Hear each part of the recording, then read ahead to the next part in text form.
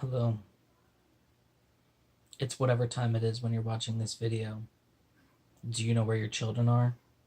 Mine are downstairs, which means it's time for BS with S.A.C.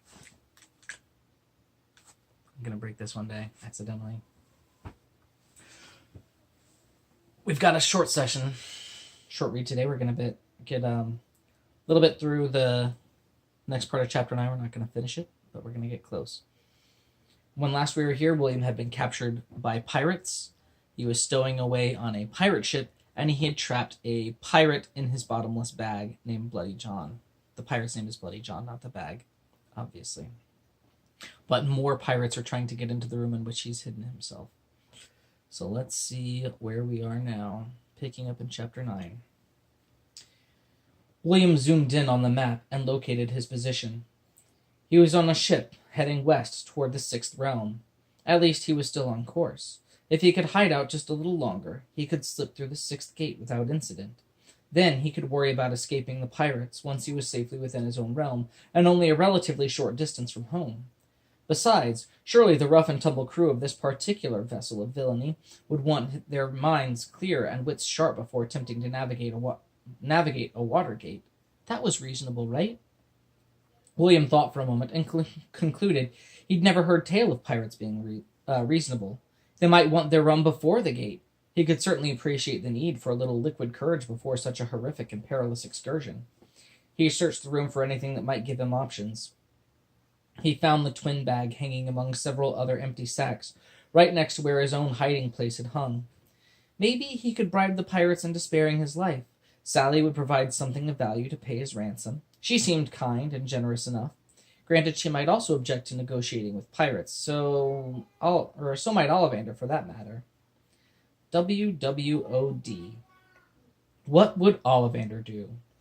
He would kick down the door and then fight them all off with a single fist while enjoying a cup of hot Earl Grey with the other. The old motto he'd seen so often embroidered into leather bracelets had failed him.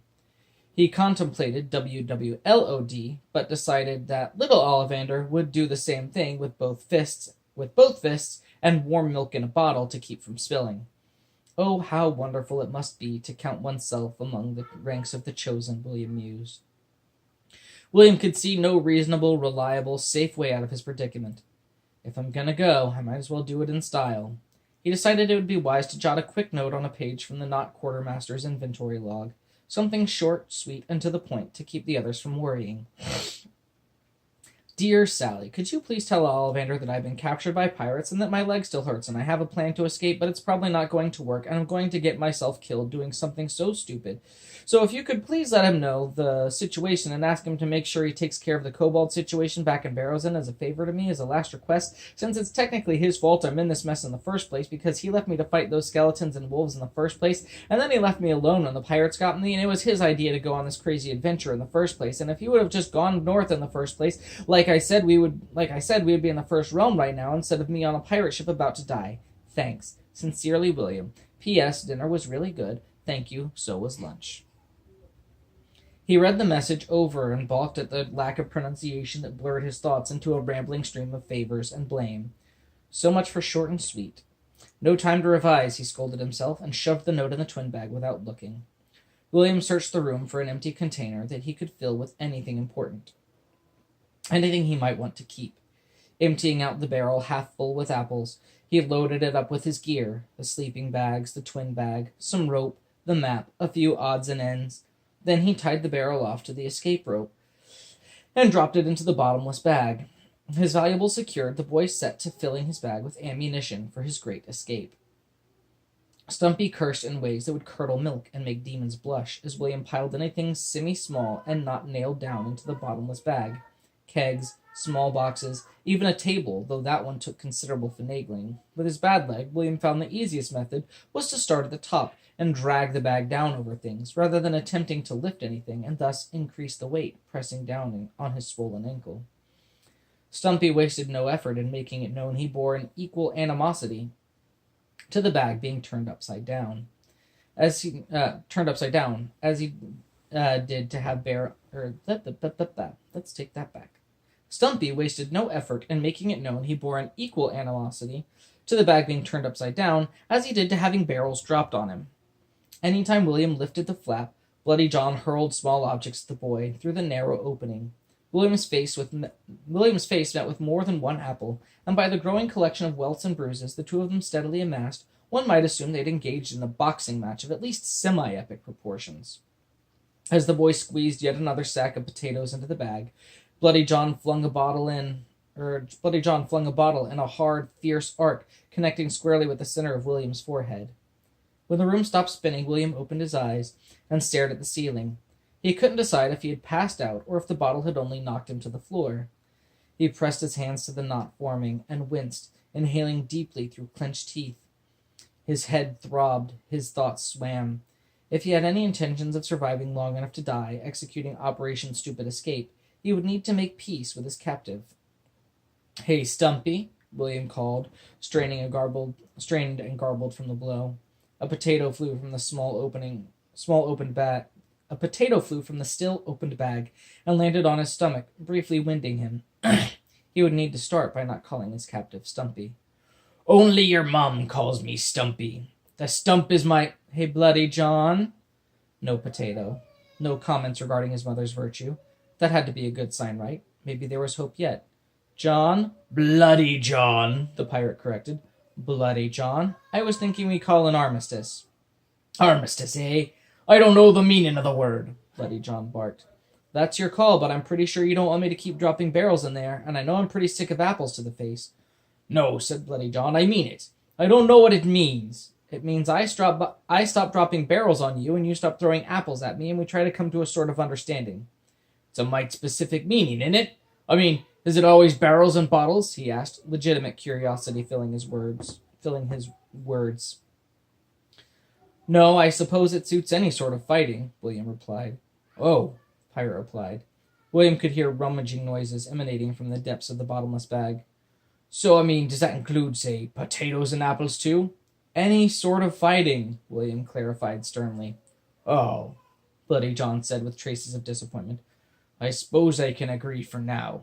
What be your proposition?" "I give you booze. You don't kill me." A lengthy silence filled the room. "How much booze?" "More than you can drink," William said, reaching to his belt to make sure the endless wineskin still hung where he left it. "And I don't kill you, or harm me in any way." "Oh, here now, that weren't the deal. You're taking all the fun out of drinking." "That's the offer. Take it or leave it." "And I can come out?" After a long pause, this time William's doing. "Please," Bloody John begged. "I won't say nothin' about your mother." Decisions. William by no means relished Bloody John saying horrible things about the woman who brought him into the world, a woman who might well be dead. On the other hand, he had the nagging suspicion that he would not enjoy a drunken pirate with a sword either. Beloved mother's honor or unperforated liver. William loved his mother right down to the very heart of his being, but loving her would prove quite difficult with a sword penetrating said heart. Plus, he'd have to stand up. In the end, William decided his mother would simply have to forgive him. "Nope," he said resolute, "not letting you out." "Well, your mother's nothing worth bragging about anyway." Bloody John spat venomously. William could picture the scowl on the bitter man's face. "What's it gonna be, Bloody John?" "All right," he relented. "Give me the hooch, and a curse be upon your whole syphilitic family." William loosed his belt and pulled the endless wineskin free, giving it a half-hearted toss toward the bag. It landed by his feet with a sloshing thud. "Meh." "Did you throw it yet?" asked John. "It's coming," William moaned, and eyed the leather pouch glowering. It would have been an excellent time for William to develop telekinesis. He cursed the fact that he didn't. With a groan, he heaved his foot up and dropped it hard against the wooden floor beside the wineskin. Mustering Herculean amounts of effort, he slipped his foot through the strap and then dangled it above the opening to the bottomless bag. "Not sure if you noticed, boy," Bloody John said, "but I'm not what most would call a tall man, and I've got this here wooden leg. She's nice and all, but she ain't too good on jumping, and I was figuring maybe you could lower that there booze so's I can reach it." "Meh," William said, and wriggled his leg as wildly as he could manage until the pouch slipped free and fell into the bag. A contented sigh echoed from within. "That's the stuff. Also, your mother's a whore." William began to protest, but thought better of it. A deal's a deal, he muttered to himself. Bloody right she's a deal. 2 copper for up. He kicked the flap shut. He never said he would listen to the sordid details and sundry comments that came to Bloody John's mind. Right then, he said, pulling himself to his feet. Back to the business of saving yourself. William combed the room one last time for things to fill his backpack with, leaving his bag open just long enough to drop in his latest find before quickly resealing it. He could only stomach so much of Bloody John's foul mouth in short intervals, and from the sound of it, the pirate hadn't stopped elaborating on what Mrs. Overhill would do and for how much. Hanging near some barrels, he discovered a burlap sack full of jerky and other smoked meats. He took a couple of bites, then tossed the barrels in. Surrounded by a whole shipload of sailors. By the door, he found a small crate of hardtack and tried to take a couple of bites. Couldn't, and tossed it in as well. Fit the whole cannon. A bread box full of coins sat in the back corner. And for 3 copper she'll... A coin box full of bread sat beside it. The whole thing... William emptied the apple crate and beside the door into the bag. Hot pot of tea when she's steaming and whistling while she spreads. He hung the bag once more by the door and climbed on top of the crate. When the others came back for the rum, and he knew they would, the empty crate should get shoved to the side, just beneath the bottomless bag. William should then be able to slip out easily without the unpleasant business of crushing his leg again. He fastened his rope once more to the bag straps and tucked his things into belts and pockets wherever he could. Then he opened the bag and lowered himself in. Read a nice book to you. Hanging from the rope inside the bag, William blinked in confused disbelief. Read a nice book to you? William asked. Bloody John hung his head low and began to weep, tears running down his filthy cheeks in muddy rivers. I ran out of dirty things to say, he lamented, full of shame. So I started saying things me mum used to do for me as a boy when I was sick. You know, just to keep it going. Didn't think you'd find out. And how much, William asked curiously, does my mom charge to make you tea and read a book to you? Bloody John stifled a sniffle. 7 silver. And do you have to bring your own book? The boy asked, trying not to laugh at the soft pirate's disgrace. No, he replied between wet blubbery sobs. She's got every book you like there on a shelf next to the bed where she... William tried to silence him, to cut him off, but the big, tearful moose kept going, oblivious to anything but his own childhood memories. She tucks you in and sings you your favorite lullaby, he stammered. You know the one about the stream that's so little but doesn't care on account of him watering all the flowers and the grass and the trees. William nodded. Yeah, I know the one. It's just so pretty, the pirate sobbed. William waited for the rest of the pirates to come. They didn't, and his arms and legs grew sore and stiff. He waited for Bloody John to stop weeping like a small child with a skinned knee. He didn't, and his ears grew tired. If I sing you the song, will you stop crying? He asked. Maybe, Bloody John sniffled, wiping his tears and runny nose on his sleeve. William began to sing. It was a simple, perky little song about a little stream selflessly sharing his waters so that all he saw could grow big and beautiful. Bloody John's bawling softened to crying, then weeping, before leveling out to an even whimper with slight sniffling. Better.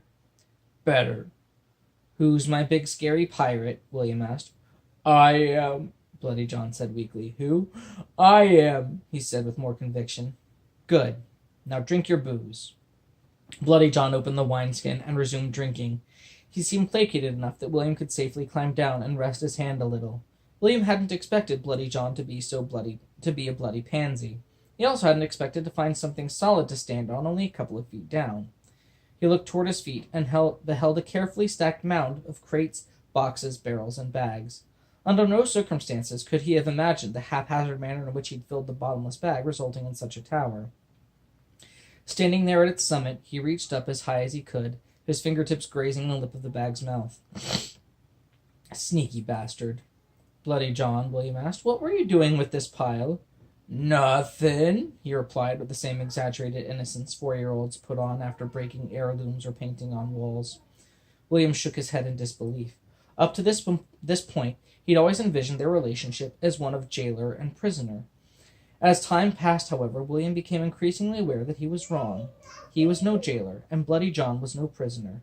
He was the babysitter, and John was the small, spoiled child. And we're going to go ahead and put a pin in the story for there. You guys have sweet dreams about soft, blubbery, weeping, cuddly pirates. Until next time, good night.